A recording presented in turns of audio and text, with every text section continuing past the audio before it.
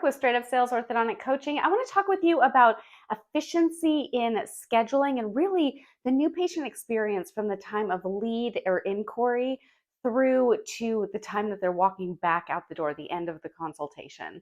We are in an era now of immediacy. Our primary shoppers are millennials. There's a lot of research that's happening online before someone calls and schedules.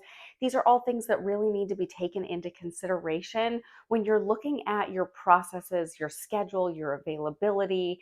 Really, what is it that your team is focusing on or that you're kind of holding them accountable for in the scheduling process to ensure the highest number of attended appointments and the best new patient experience? So we'll start with scheduling or the following up with leads. If you have an online inquiry, someone who has filled something out, they're not calling into you, how are you reaching back out to them?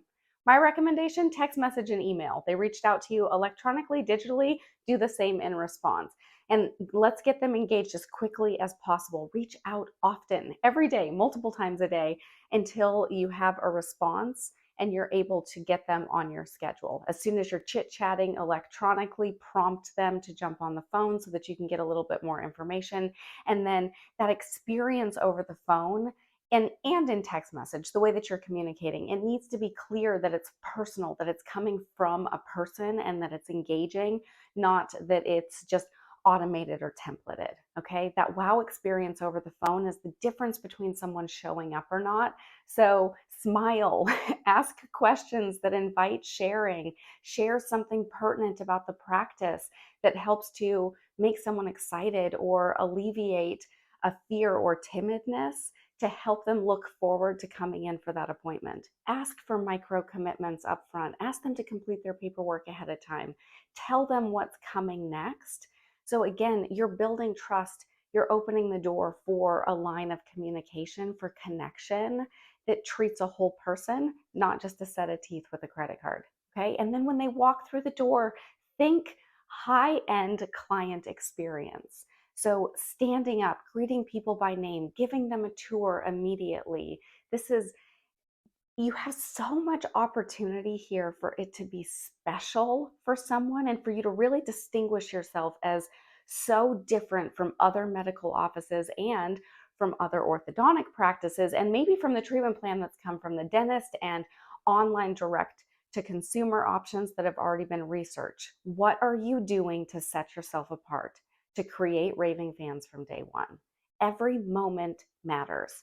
And if you're on autopilot, or if you're still trying to do things the way that you like to do them, or the way that it's always been done, or the way that you were trained to do it 10 years ago, I promise you it's old school. You need to evolve with the expectations of the shopper. The typical 60-minute consultation or longer, waiting to have a financial conversation until the last 10 minutes of the appointment, stringent protocol, talking about things in general. There's so many things about the old school consultation that simply does not fit anymore. So I challenge you, I encourage you, look at your entire process. How are you communicating with people? What does your room look like? What does the tour look like? Is it asking them to talk, to share, or is it all about you?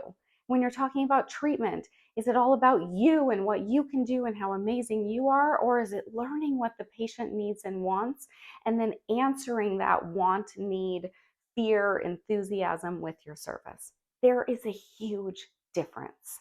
And in this market where shopping is high, shopping around is really high, and also buying is a little bit tougher for people, right? We know that people are really concerned about affordability. We see across the industry a decline in earnings in orthodontics for this year, but there are practices that are still growing, that are exceeding in this economy, and those who are taking this as an opportunity to evolve as opposed to resisting the change.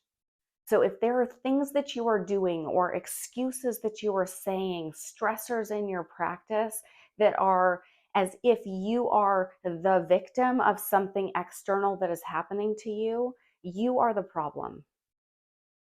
This is a mirror opportunity to look at your processes, look at your clientele, look at the strengths of your team and adapt and evolve to grow your business in response to what is happening.